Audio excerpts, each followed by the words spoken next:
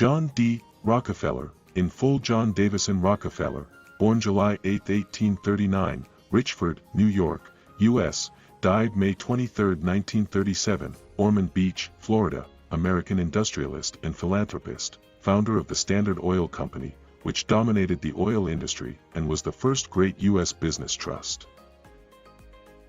The success of each is dependent upon the success of the other. After it is all over, the religion of man is his most important possession. I have ways of making money that you know nothing of. There is nothing in this world that can compare with the Christian fellowship, nothing that can satisfy but Christ. We are never too old to study the Bible.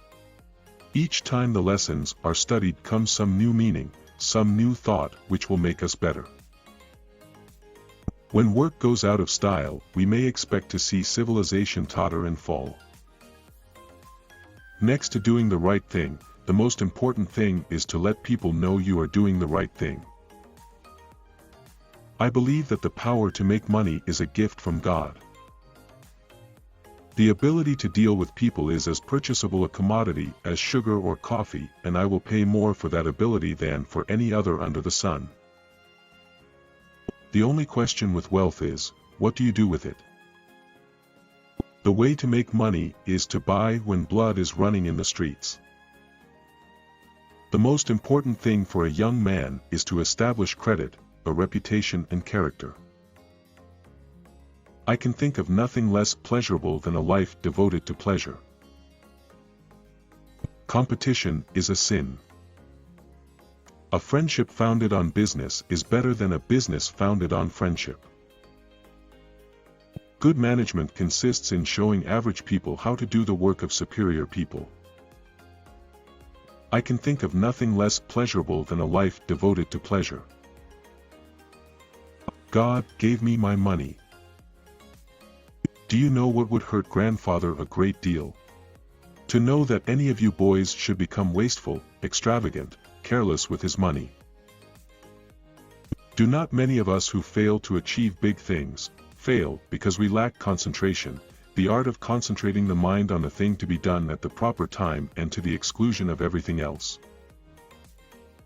A man's wealth must be determined by the relation of his desires and expenditures to his income. If he feels rich on $10, and has everything else he desires, he really is rich. A man of words and not of deeds is like a garden full of weeds. If your only goal is to become rich, you will never achieve it. The impression was gaining ground with me that it was a good thing to let the money be my slave and not make myself a slave to money.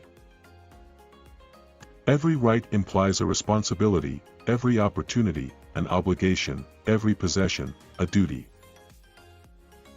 I had no ambition to make a fortune. Mere money-making has never been my goal, I had an ambition to build. Don't blame the marketing department. The buck stops with the chief executive.